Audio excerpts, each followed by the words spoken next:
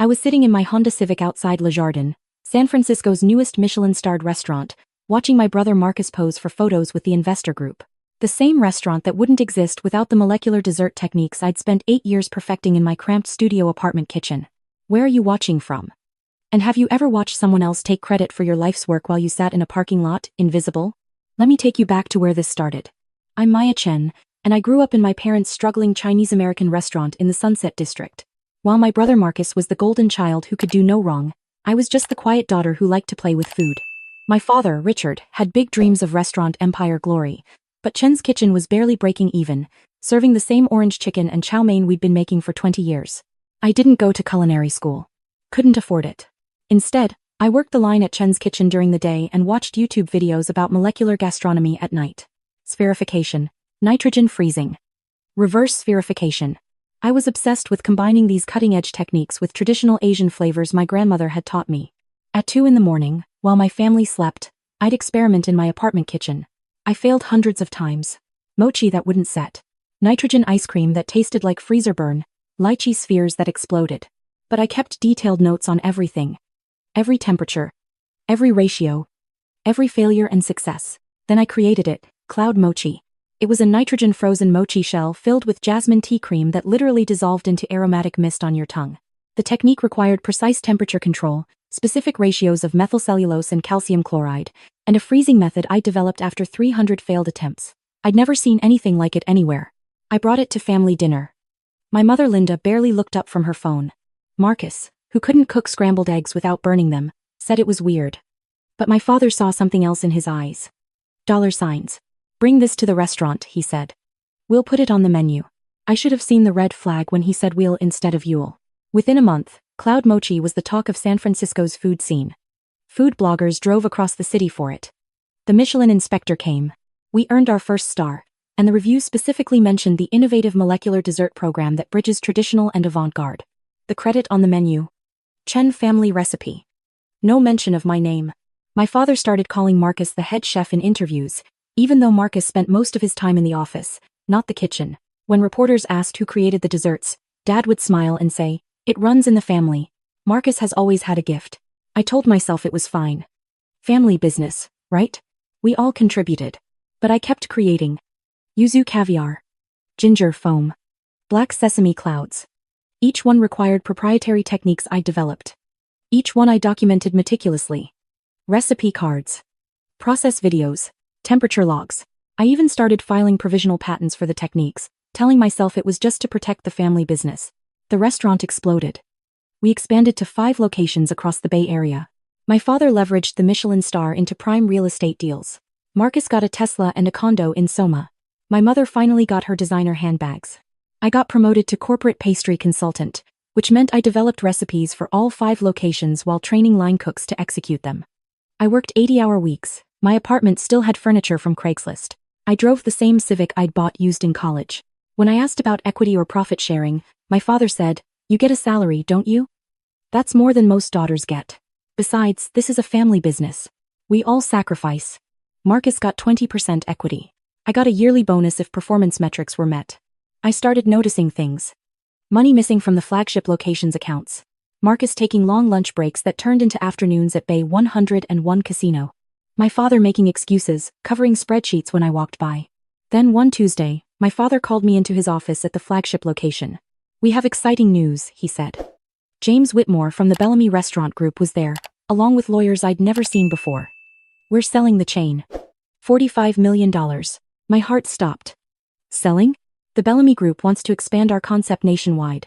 Marcus will stay on as executive chef and brand ambassador. You'll receive a generous severance package." Severance? "This is our restaurant," my mother interrupted, appearing in the doorway with red-rimmed eyes. "How can you be so selfish? Your brother finally has this opportunity, and you want to ruin it?" I looked at Marcus. He wouldn't meet my eyes. "The desserts," I said. "Who's going to?" "We've hired a pastry team," Whitmore said smoothly. Marcus has provided all the recipes and techniques. Marcus had provided them. Marcus, who thought methylcellulose was a type of cell phone. I opened my mouth, then closed it. In that moment, I made a decision. I smiled. "Of course," I said. "I understand. Congratulations, Marcus." The relief on my father's face was almost funny. They gave me 2 weeks. 2 weeks to train the new pastry team, hand over my notes and clear out my station. The severance was $60,000. After 8 years of building a Michelin-starred dessert program, $60,000.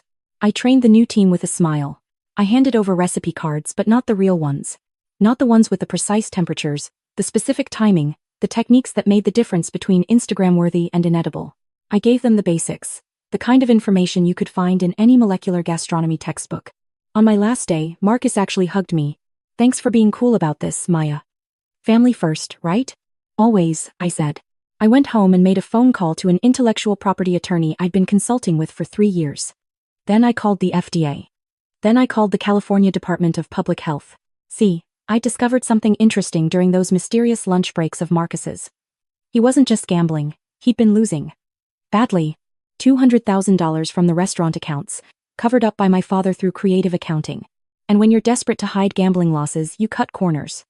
Like using industrial-grade additives not approved for food service because they're cheaper.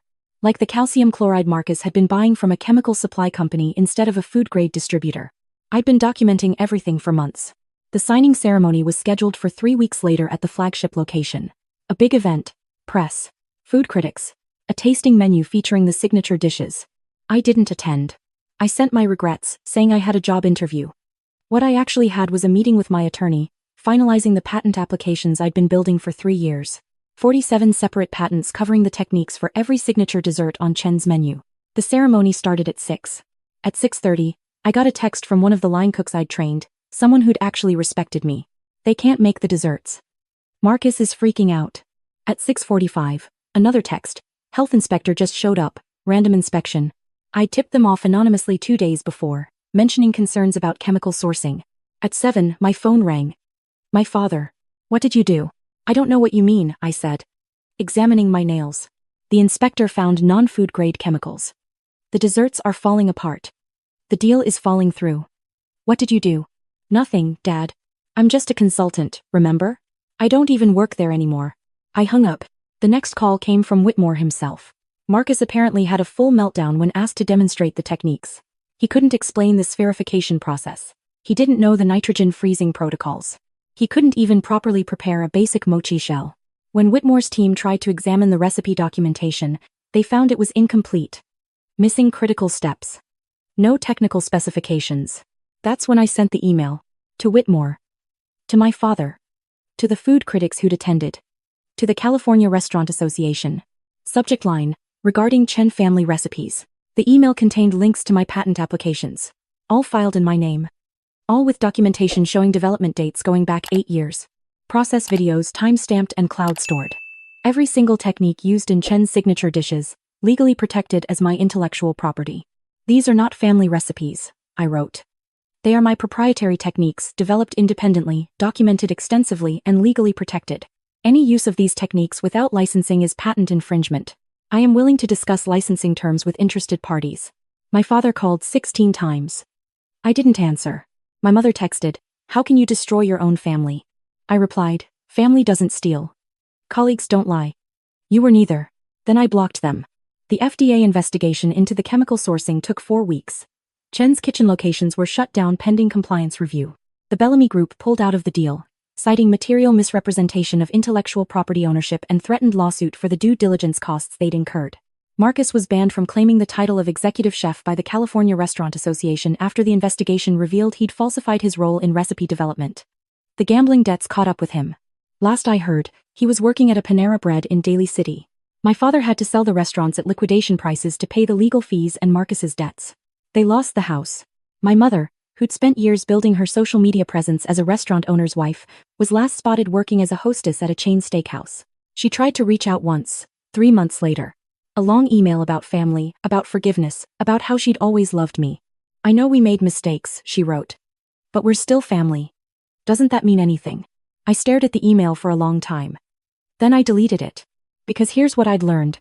Family is supposed to be the people who celebrate your success, not steal it. Who protect your dreams, not exploit them. Who see you, not just what they can take from you. As for me, I used my severance and a small business loan to open my own place. It's tiny, just a dessert bar in the Mission with 8 seats. I call it Cloud 9.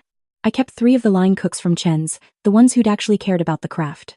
We serve a rotating menu of molecular desserts, each one a technique I developed. On the wall, there's a plaque. All recipes created by Maya Chen. Patents pending.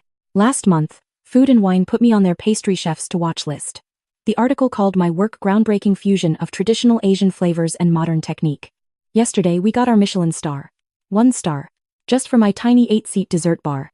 The review mentioned my name 17 times. I thought about sending the article to my father. But then I realized something. His opinion doesn't matter anymore. None of their opinions do. I didn't need them to succeed. I never did. They just convinced me I was too small to do it alone. They were wrong. I hired an assistant last week. A young woman who reminds me of myself 8 years ago. Quiet. Talented. Unsure if she belongs in professional kitchens. On her first day, I sat her down and showed her my patent documentation system. Everything you create here, you document, I told her. Every technique. Every innovation. You protect your work. Always. But we're a team, she said. Isn't it all collaborative? I smiled. Collaboration means everyone's contribution is recognized. It means credit goes where credit is due. It means your name on your work. Don't ever let anyone convince you that being quiet means being invisible, or that being kind means letting people steal from you. She nodded, writing it down. I still see them sometimes. San Francisco's not that big. I saw my father at the farmer's market last month. He looked older. Tired. He started to approach me, then stopped. I didn't acknowledge him. Just walked past, carrying samples of my new yuzu passion fruit creation for a potential wholesale client. My mother tried to friend me on social media. I blocked her. Marcus sent a message through a mutual acquaintance, asking if I'd consider giving him a job. I didn't reply. Some people might think I'm cruel. That family deserves forgiveness. That blood is thicker than water. But here's the full quote. Most people forget. The blood of the covenant is thicker than the water of the womb. The family you choose, the people who truly see you and support you, matter more than the people who happen to share your DNA. My real family now? It's the line cooks who followed me from Chen's. It's the vendors who believed in my vision. It's the customers who line up outside Cloud9 every night. It's the young chefs I mentor, making sure they never feel invisible the way I did. Last week, I got a call from Whitmore. The Bellamy Group wanted to discuss a partnership, not a buyout. A partnership. With me maintaining creative control and equity, I'm considering it. But this time, I have lawyers. Good ones. And ironclad contracts with my name on everything I create. The signing would be held at Cloud9. My space. My terms. During our meeting, Whitmore asked, "What happened with Chen's kitchen? I heard there was family drama." I smiled. "Let's just say I learned an important lesson about intellectual property rights." "Smart," he said. "Too many talented people in this industry get taken advantage of." "Not anymore," I said. "I still work in that tiny apartment kitchen sometimes, developing new techniques at 2 in the morning. But now every innovation gets documented, time-stamped, and filed. Every recipe has my name on it. Every patent application lists Maya Chen as sole inventor. Last night, I finalized a new technique, cherry blossom snow, a nitrogen-frozen foam that tastes like spring and melts like morning frost. It took 4 months and 200 failed attempts. I documented every single one. Because I'm not that invisible daughter anymore. I'm not the quiet one who just plays with food. I'm Maya Chen, Michelin-starred pastry chef. Innovator. Business owner. And no one will ever take credit for my work again. The question I asked at the beginning was whether you've ever had someone take credit for your life's work. Here's the better question. If someone tried, would you have the receipts to prove it was yours? I do. 47 patents worth. That's the real recipe for success. Not the techniques themselves, but the documentation. The preparation. The quiet understanding that trust is earned, not assumed. And that your work deserves your name on it. Always.